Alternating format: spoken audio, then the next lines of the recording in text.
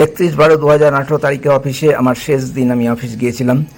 Cashier হিসাবে আমার একটা ক্যাশ বক্স ছিল, সেটাতে টাকাও ছিল। ওই ক্যাশটা কম্পিউটারে ঢুকে হেড ক্যাশিয়ারকে ফেরত দেওয়ার জন্যই আমাকে শেষ দিন অফিসে যেতে হয়েছিল। অন্য কোনো উপায় ছিল কিনা জানি না, কিন্তু আমি কাউকে অনুরোধ করতে রাজি ছিলাম না। আমার ভিআর স্যাংশন হয়েছে কিনা সেদিনও আমি জানি না। অফিসে গিয়ে 2-1জনকে জিজ্ঞেস করলে তারা নির্দিষ্টভাবে কোনো উত্তর দেয়নি। হয়তো তাদের স্ক্রিপ্টে এ বিষয়ে কোনো নির্দিষ্ট গাইডলাইনও ছিল না। তাই এতদিন চক্রান্তের বিষয়ে সব কিছু যেমন গোপন রেখেছিল সেটাই অনুসরণ করেছে। আমাকে কোনো একজন স্টাফ জানিয়েছিল যে আমি যেন বিকাল 5টার পর সৈফুল ইসলাম নামের হেড মেসেঞ্জারের কাছ থেকে আমার রিটায়ারমেন্টের চিঠিটা নিয়ে নিই। একথা আমাকে বলার জন্য চিফ ম্যানেজার তাকে বলেছিল। আমি বিকাল 5টার পর সৈফুল ইসলামের কাছ থেকে আমার রিটায়ারমেন্টের চিঠি নিয়ে মাথা উঁচু করে ধীরে ধীরে ব্যাংক থেকে বেরিয়ে যাই। কেউ আমার কাছে এগিয়ে আসেনি, কিন্তু আমাকে চাকরি ছাড়তে বাধ্য করার কারণ কী ছিল সে বিষয়ে আমি তখন অবধিও কিছু জানি না। এখনও জানি না। আমি অ্যাকচুয়ালি 7 বছর হয়ে গেল। সে বিষয়ে কোনো আমার ধারণাই ছিল না। অবিশ্বাস্য, এটা অস্বাভাবিক। কিসের লোভে অথবা কিসের ভয়ে, কার ভয়ে? ভারতের বৃহত্তম ব্যাংক থেকে টাকা চুরি করা চোরকে আইনের হাতে তুলে দেওয়া একটা অতি গুরুত্বপূর্ণ সামাজিক দায়িত্ব। সমাজের চেয়ে আকারে সাধারণত ছোট হলেও একটা পরিবার আরও বেশি গুরুত্বপূর্ণ। স্টেট ব্যাংকের কর্মীদের একসঙ্গে স্টেট ব্যাংক পরিবার বলা হতো। সেই পরিবারের একজনও আমার নিজের দেশে, আমার নিজের রাজ্যে, নিজের শহরে কলঙ্কিত ও মর্যাদাহানি করে চাকরি ছাড়া করে দিল। কিসের লোভে? একজনেরও প্রতিবাদ করার ক্ষমতা হলো না?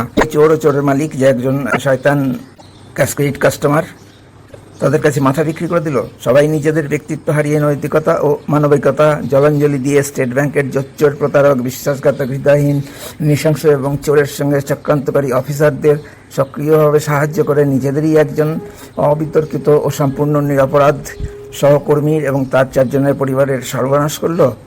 কিসের লোভে, কিসের ভয়ে, কার ভয়ে? স্টেট ব্যাংকের স্টাফ ইউনিয়ন ও ব্যাংক কর্তৃপক্ষ দুষ্কৃতী অফিসার, চোর এবং চোরের মালিকের কুৎসিত আঁতাতে যোগ দিল। যেখানে কর্মী ইউনিয়ন নির্দোষ সদস্য তো বটেই, দোষী সদস্যদেরও ব্যাংক কর্তৃপক্ষ উচ্চপদস্থ অফিসার ও বাইরের দুষ্কৃতীদের বিরুদ্ধে ঐক্যবদ্ধ হয়ে রক্ষা করে। তারাই হৃদয়হীন নৃশংস অপরাধের অংশ হয়ে গেল। স্টেট ব্যাংকের এই বিষাক্ত নোংরা কলঙ্ক কোনোদিন মুছবে না। তারা চিরকাল ঘৃণার পাত্র হয়ে থাকার যোগ্য। এটাই একজন মাত্র নিরপরাধ সহকর্মীর বিরুদ্ধে বিশ্বের সবচেয়ে বড় ঐক্যবদ্ধ ষড়যন্ত্র ও অপরাধ। ভিআরের ক্ষেত্রে রিটায়ারমেন্ট বেনিফিটগুলোর জন্য আগে থেকে প্রসেসিং শুরু করা যায় না, কারণ রিটায়ারমেন্টের দিন বিকাল 5টা পর্যন্ত ভিআর উইথড্র করার সুযোগ থাকে। পরের দিন চিফ ম্যানেজারের HRMS-এ ঢুকে চিফ ম্যানেজারকে আমার হয়ে রিটায়ারমেন্ট বেনিফিটগুলোর ফর্ম সাবমিট করতে হবে। আমার ক্ষেত্রেও 2019 সালের 1 জানুয়ারি চিফ ম্যানেজার আমাকে মালদা ব্রাঞ্চে ডেকেছিল রিটায়ারমেন্টের ফর্মগুলোর কাজ করার জন্য। আমি সকালেই অফিসে যাই। উজ্জ্বল কুমার আমাকে ডেকে নেবেন বলে আমাকে বসতে বলেন, কিন্তু সারাদিন বসে থাকলেও আমাকে ডেকে নেওয়া হয়নি। আমাকে খবর দিলেই আমি চলে আসব। এস্টাবলিশমেন্ট কাউন্টারে কথা জানিয়ে আমি বাড়ি চলে যাই। আমাকে যে প্রিন্ট আউটগুলো সই করতে দেওয়া হয়েছিল সেগুলো সই করে দিয়ে আসি। পরের দিন আবার কিছু প্রিন্ট আউটে সই করার জন্য আমাকে ডাকা হয়। তারপরের দিন আবার, তারপরে আবার। আমি একজনের কাছ থেকে জেনে নিয়ে লিস্ট করে রেখেছিলাম। সে কথা বললে চিফ ম্যানেজার যথারীতি খেঁকিয়ে উঠে আমার কথা উড়িয়ে দেন। যতদূর মনে পড়ছে প্রায় 1 মাস লেগেছিল আমার পেপারসগুলো পাঠাতে। আমি অনেকবার করেই বলেছিলাম যে আমার লিভ স্যালারির টাকা যেন তাড়াতাড়ি দেওয়ার ব্যবস্থা করেন। আমার কোনো জমানো টাকা ছিল না এবং লিভ স্যালারিটাই শুধু RBO-তে স্যাংশন হয়। PF পেনশন গ্র্যাচুইটির টাকা পেতে অনেক বেশি সময় লাগে। ওগুলো কলকাতা ইলেচো থেকে প্রসেসিং হয়ে কর্পোরেট লেভেলে গিয়ে স্যাংশন হয়, যেটা 3-4 দিনেই হয়ে যাওয়ার কথা। একটু বেশি সময় লাগলেও 7 দিন, 10 দিন, 1 মাস 20 দিন পরেও কোনো খবর না পেয়ে আমি স্টেট ব্যাংকের চেয়ারম্যানকে অভিযোগ জানিয়ে আমার রিটায়ারমেন্টের পেমেন্টগুলোর কাজ ত্বরান্বিত করার জন্য অনুরোধ জানাই। আমি 2টা সিদ্ধান্ত আগে থেকেই নিয়ে রেখেছিলাম। প্রথমটা, আমি মানবাধিকার কমিশনে অভিযোগ জানাবো, যে অনলাইন অভিযোগ আমি করে দিয়েছি অলরেডি 18/1/2019-এ। দ্বিতীয় সিদ্ধান্তটা হলো, স্টেট ব্যাংক সম্পর্কে আমার এত ভীতি জন্মেছিল যে তখন আমার ফোবিয়ার চিকিৎসা চলছে। রিটায়ারমেন্টের সব টাকাগুলো পাওয়ার এবং পেনশন চালু হওয়ার আগে আমি আমার কাউন্টার থেকে টাকা চুরি, CCTV ফুটেজ থেকে চোরকে ধরা, আমার উজ্জ্বল কুমার, বিশাল কুমারদের ভয়াবহ অত্যাচার ইত্যাদি যে কারণগুলোর জন্য আমি প্রাণে বাঁচতে চাকরি ছাড়তে বাধ্য হই, সেই বিষয়ে অভিযোগ জানাবো না। PF পেনশন গ্র্যাচুইটির ইত্যাদি টাকাগুলো পাওয়ার আগে অভিযোগ জানাবো না, কারণ স্টেট ব্যাংকের একজন অফিসার তার ব্যক্তিগত প্রতিহিংসা চরিতার্থ করতে যদিও আমি জানি না কি কারণে ব্যক্তিগত প্রতিহিংসা, শুধু জানি আমার কাউন্টার থেকে যে চোরটা টাকা চুরি করেছিল সেই চোরের জন্য এবং ওই চোরের মালিক বিষ্ণু ঘোষ নামের স্টেট ব্যাংকের একজন খুব ইম্পর্ট্যান্ট সিসি কাস্টমারের জন্য নিশ্চয়ই তাদের কাছ থেকে বড় অ্যামাউন্টের ঘুষ নিয়েছে চোরের বিরুদ্ধে আইনি পদক্ষেপ না নেওয়ার জন্য। কিন্তু প্রথম দিন থেকেই আমার সঙ্গে দুর্ব্যবহার, কথা দেওয়ার 1.5 মাস পরেও আমাকে 53,000 টাকা ফেরত না দেওয়ার এবং তারপরেও আমার ওপর ভয়াবহ অত্যাচার করা, হুমকি দেওয়া, মিথ্যাচার করে আমার চূড়ান্ত অপমান করতে থাকা, এইসব নৃশংস প্রতিহিংসা পরায়ণতার কারণ আমার জানা নাই। সেই সঙ্গে ইউনিয়ন এবং অন্য স্টাফদের আমার পাশে না দাঁড়িয়ে আমার বিরুদ্ধেই মিথ্যা প্রচার করে চোরকে সমর্থন ও সাহায্য করা ইত্যাদি, এই কারণগুলোও আমার জানা নাই। শুধু বুঝতে পারি যে স্টেট ব্যাংকের কেউ, কাস্টমারদের কেউ বা স্থানীয় মানুষজনের কেউ যারা টাকা চুরির ঘটনা জানে তারা কেউই আমার জন্য একটা কথাও বলবে না। আমার সেদিনের বুঝতে পারা যে কারণগুলো এখনো একটাও ভুল বলে প্রমাণিত হয়নি 7 বছর পার হয়ে যাওয়ার পরেও। রিটায়ারমেন্টের ওই বেনিফিটগুলো পাওয়ার আগে আমি অভিযোগ জানাবো না, কারণ স্টেট ব্যাংকের কাউকেই বিশ্বাস করার কোনো কারণ আর বাকি ছিল না। ঘটনাও সেদিকেই যাচ্ছে। রিটায়ারমেন্টের 1.5 মাস পরেও আমি লিভ স্যালারির টাকাটাও পাচ্ছি না। তখন আমার মানসিক অবস্থা আরও খারাপ। আমার মনে হয়েছিল যে স্টেট ব্যাংক ইচ্ছা করেই আমার রিটায়ারমেন্টের টাকাগুলো দিচ্ছে না। তাহলেও যেহেতু আমি চেয়ারম্যানের কাছে অভিযোগ জানাচ্ছি আমার পেমেন্টের বিষয়ে, আমি একই সঙ্গে আমি যে এসবিআই মালদার অফিসারদের দ্বারা ভয়ঙ্কর অত্যাচারের ফলেই প্রাণে বাঁচতে বিহার নিতে বাধ্য হয়েছিলাম, সেটাও আমার অভিযোগে উল্লেখ করি।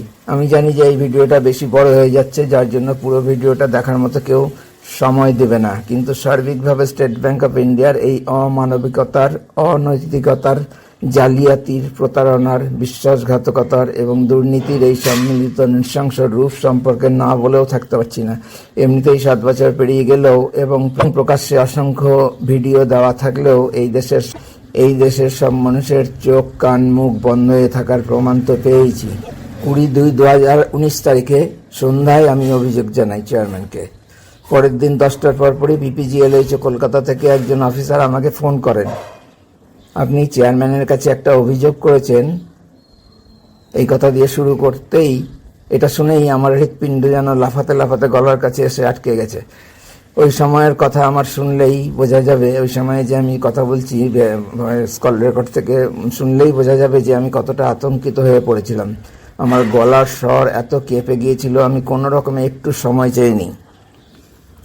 তারপর প্রায় 36 মিনিট কথা হয়েছে এবং উনি একের পর এক প্রশ্ন করে আমার কাউন্টার থেকে চুরির ঘটনা, সিসিটিভি ফুটেজ, আমার উপর ভয়াবহ অত্যাচার এবং প্রাণ বাঁচাতে আমার চাকরি ছাড়তে বাধ্য হওয়ার ঘটনার বিস্তারিত বিবরণ শুনে নেন।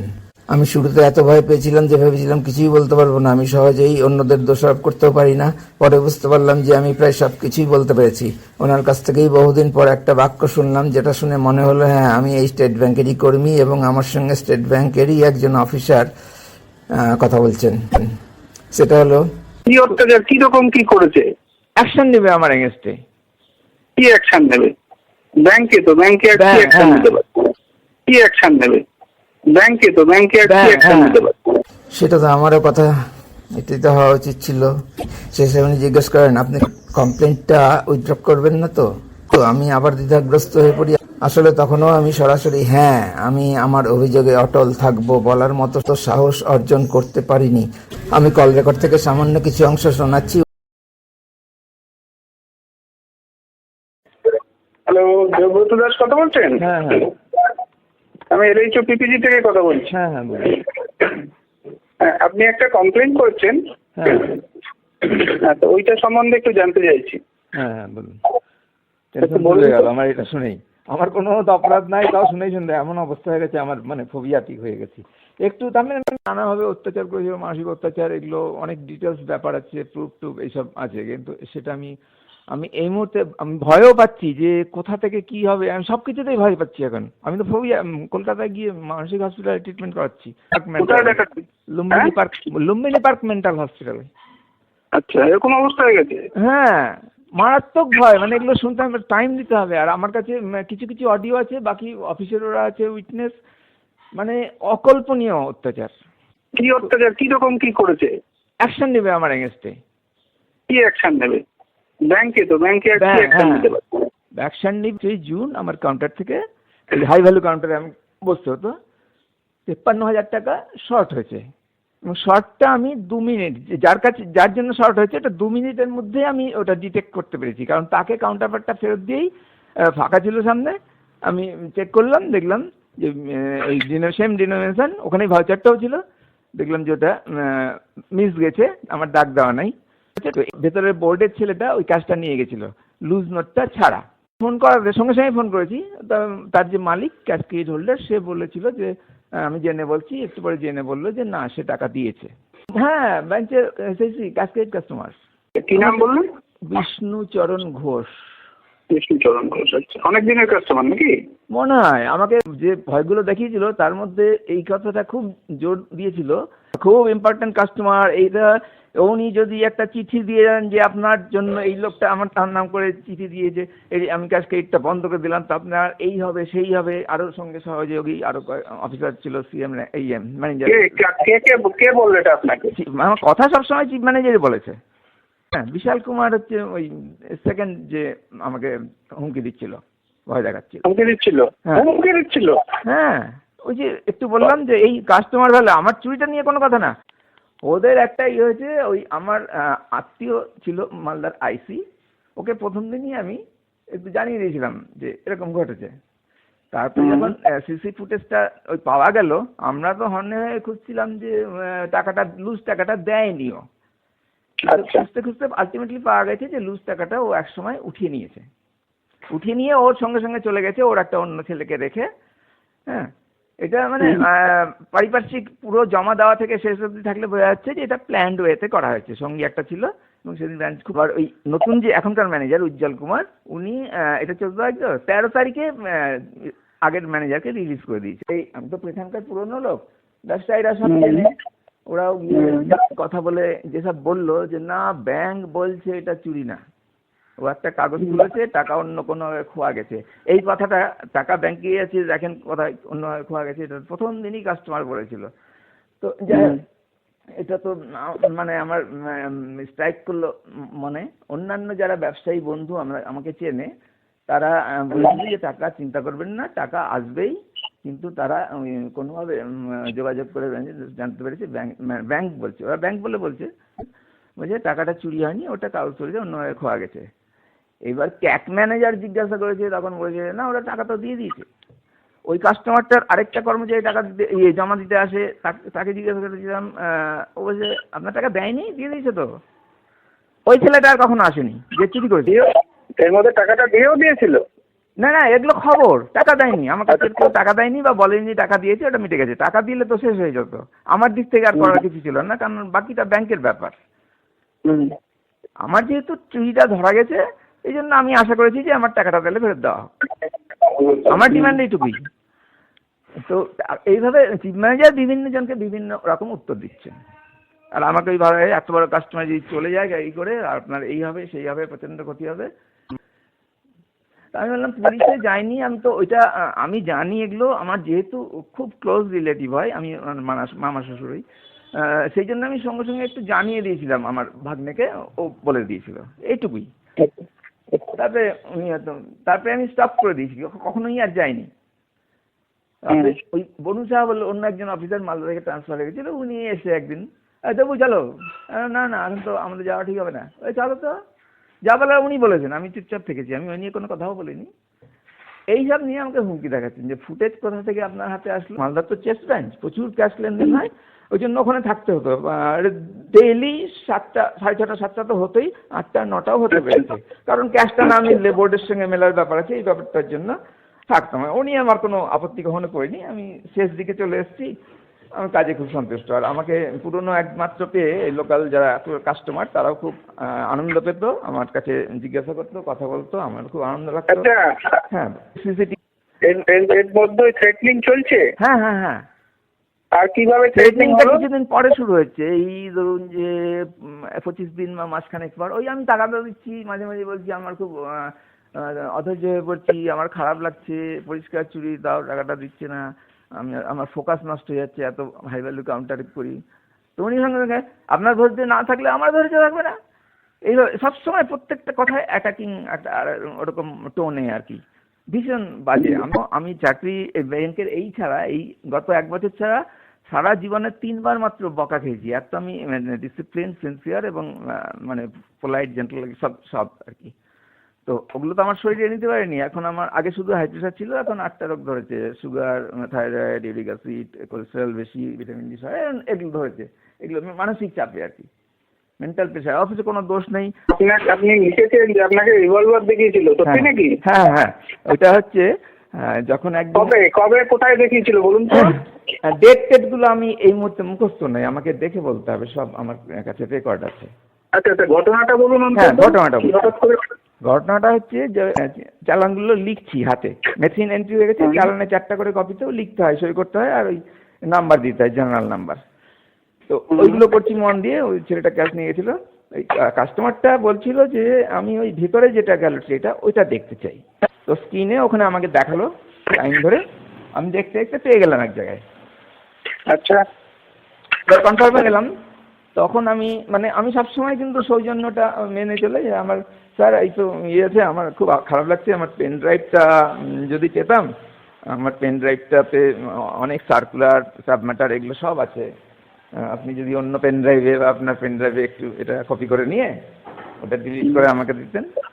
উনি হঠাৎ বললেন, আমার পেন ড্রাইভে শুধুই ডিলিট হয়, আমার পেন ড্রাইভে আপনি কল্পনা করতে পারবেন না, সব কিছু ডিলিট করা যায় পার্মানেন্টলি। আপনি যদি কপি করে নিয়ে আমারটা ফাঁকা করে আমার জিনিসটা আপনার সাথে কপি করে আমার যে পেন ড্রাইভ আছে অনেক জিনিস ফাঁকা করা, তুমি বার করছেন আমারটা থেকে এগুলো ডিলিট করে আপনি নিয়ে নিলেন, অন্য ডিলিট হয়। আমার পেন ড্রাইভ থেকে অনেক জিনিস ডিলিট হয়ে যাবে, ওটা ইউজ করলে অনেক জিনিস ডিলিট হয়, অনেক জিনিস আপনার কল্পনার বাইরে হয়ে যাবে, ওটা ইউজ করলে অনেক জিনিস ডিলিট হয়, অনেক জিনিস আপনার কল্পনার বাইরে।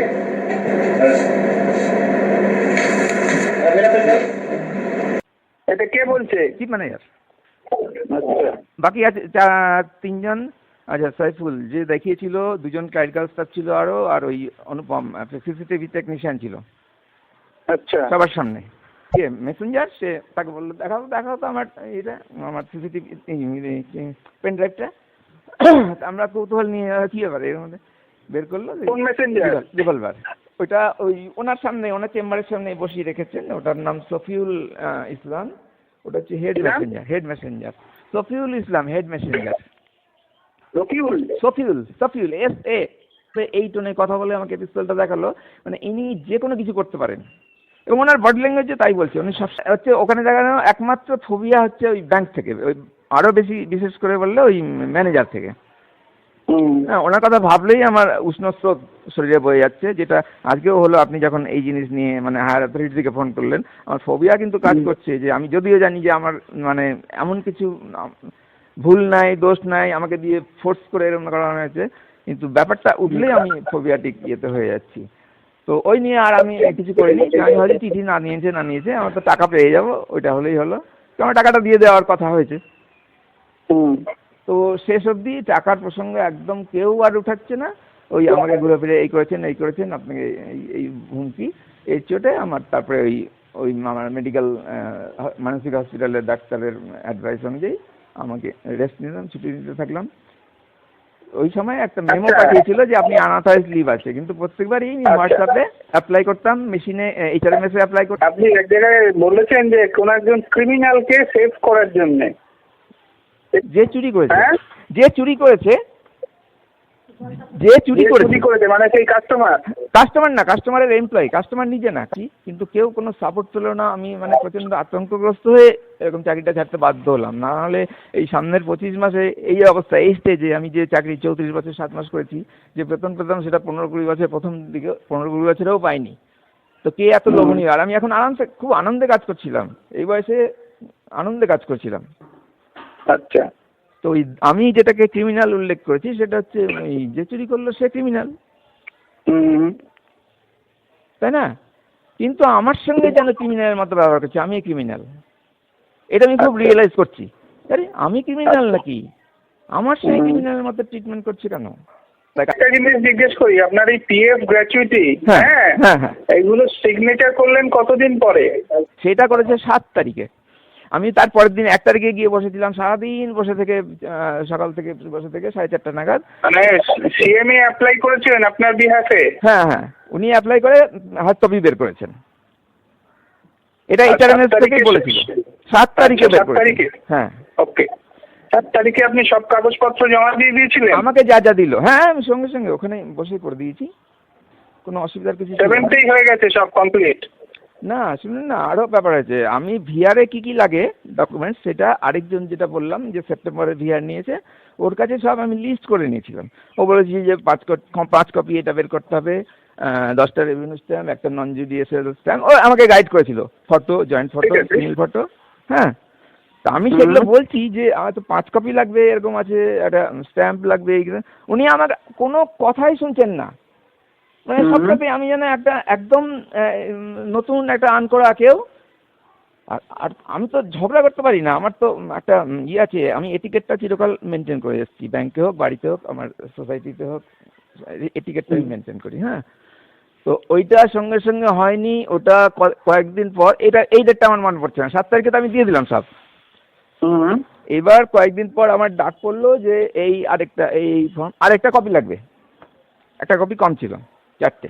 না, 7 তারিখে কি আপনি সব সই টই করে দিয়েছিলেন? হ্যাঁ, হ্যাঁ, সই করে দিয়েছিল। আর তারপরে পরবর্তী সাবসিকুয়েন্ট ডেটে যে গেলেন, সেখানে সেই সময় কি আরো কোনো এক্সট্রা ডকুমেন্ট দিয়েছিলেন? না, আরেকটা কপি, ওটা সই করতে বলেছিল, আরেকটা কপি বের করে। হ্যাঁ, আচ্ছা, ওইটা ডেটটা মনে পড়ছে না। আচ্ছা, তো সেকেন্ড টাইম ডাকা হয়েছিল, তারপরে থার্ড টাইম ডাকা হয়েছিল, এটা বোধহয় ইয়ের শেষের দিকে, মানে ওই মাস জানুয়ারির শেষের দিকে চলে গেল। আরবিআই থেকে আরেকটা কি ফর্ম দিয়েছে, এই করতে করতে অনেকটা দিনই গেছে। এখনো কিছুই পাননি? কিছু পয়সা পাইনি, আমার কোনো ইয়ে নেই, মানে কোনো ফিক্সড ডিপোজিট, আরডি কিচ্ছু জমা নেই।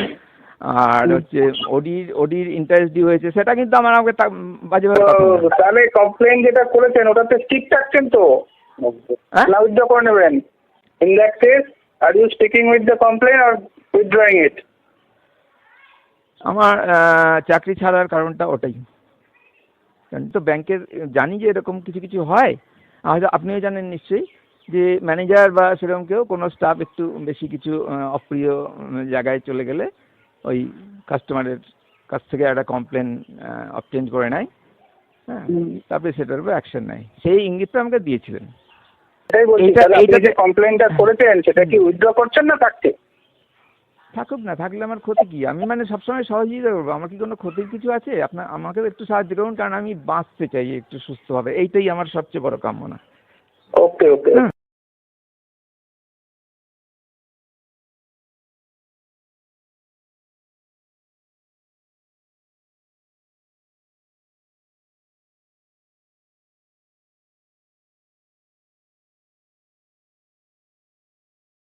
পিপিজিএলএইচও কলকাতা থেকে 21/2/2019 তারিখে ফোনে আমার সঙ্গে কথা বলার পরের দিন আরবিও থেকে আমার কাছে ফোন আসে। RM ডেকে পাঠিয়েছেন লিভ এনক্যাশমেন্টের কাগজপত্র সই করার জন্য।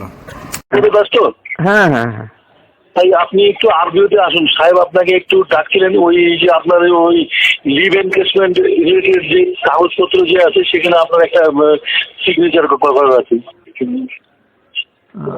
আমার তো টেনশন শুরু হয়ে গেল। আপনারা সবাই ব্যাকগ্রাউন্ড জানেন, কিন্তু ফোবিয়াটিক বেঞ্চে যাওয়া, আরবিওতে যাওয়া, একটু সময় নিচ্ছি আমি। কারণ আমার এই অ্যাংজাইটি যেটা থেকে একটু কমেছিল, মুক্তি পেয়েছিলাম প্রায়, আবার শুরু হয়ে গেল। খুব দুর্ভাগ্য আমার। ঠিক আছে, একটু আমাকে সময় দিন, আমি দেখি। হ্যাঁ, কিসের সই করতে হবে বললেন? অ্যাপ্লিকেশন? হ্যাঁ, অ্যাপ্লিকেশন। Leave এনক্যাশমেন্টের application.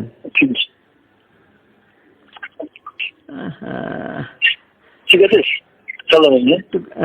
ঠিক আছে, কিন্তু আমি যেতে চাচ্ছি না, আমি ছেলেকে পাঠানো বা এই ধরনের কিছু করতে যাচ্ছি না। ছেলেকে যে হবে না, নিয়ে আসবে, আমি করে দেবো সই।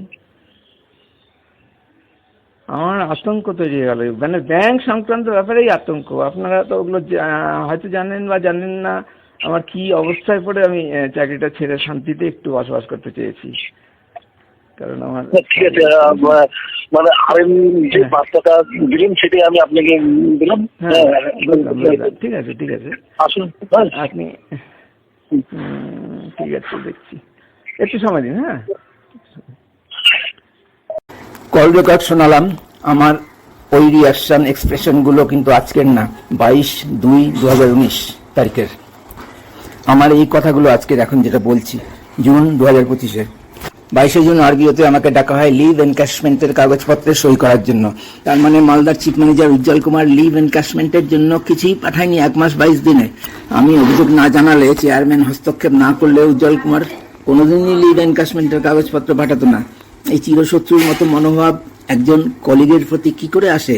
13ই জুন উজ্জ্বল কুমার মালদা ব্রাঞ্চের চিফ ম্যানেজারের দায়িত্ব নিয়েই আমার সঙ্গে দুর্ব্যবহার করতে শুরু করে। কেন? চোর এবং চোরের মালিক ওই খুব ইম্পর্টেন্ট সিসি কাস্টমার বিষ্ণু ঘোষের জন্য। কি কারণে আমি আজ পর্যন্ত বুঝতে পারিনি। কিসের স্বার্থে উজ্জ্বল কুমার বিশাল কুমারদের ওই চোর ও চোরের মালিক বিষ্ণু ঘোষের প্রতি বিশেষ আনুগত্য ও পক্ষপাতিত্ব? ওরা তো অপরাধী। সেই অপরাধীদের প্রতি স্টেট ব্যাংকের অফিসারদের আনুগত্য কেন?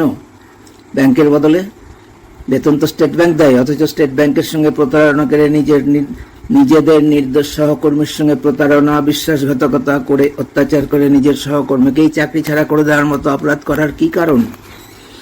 এবং স্টেট ব্যাংকের বাকি সব ধরনের সমস্ত অফিসার ও কর্মীও কেন উজ্জ্বল কুমার বিশাল কুমারদের পদাঙ্ক অনুসরণ করে নিজেদের সহকর্মীর সঙ্গে জালিয়াতি, প্রতারণা, বিশ্বাসঘাতকতা করে আমার বিরুদ্ধে মিথ্যা প্রচার করে এবং আমাকেই চাকরি ছাড়া করার ওই জঘন্য চক্রান্ত ও অপরাধে সামিল হলো?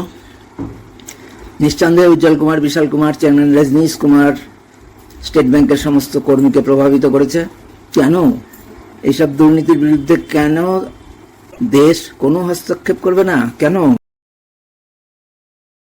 পিপিজিএলএইচও কলকাতা থেকে 21/2/2019 তারিখে ফোনে আমার সঙ্গে কথা বলার পরের দিন আরবিও থেকে আমার কাছে ফোন আসে। আরএম ডেকে পাঠিয়েছেন লিভ এনক্যাশমেন্টের কাগজপত্র সই করার জন্য। ফোবিয়ার কারণে আমার আবার আতঙ্ক শুরু হয়ে যায়। 23/2/2019 তারিখে আমার অ্যাকাউন্টে টাকা জমা হওয়ার মেসেজ পেলাম।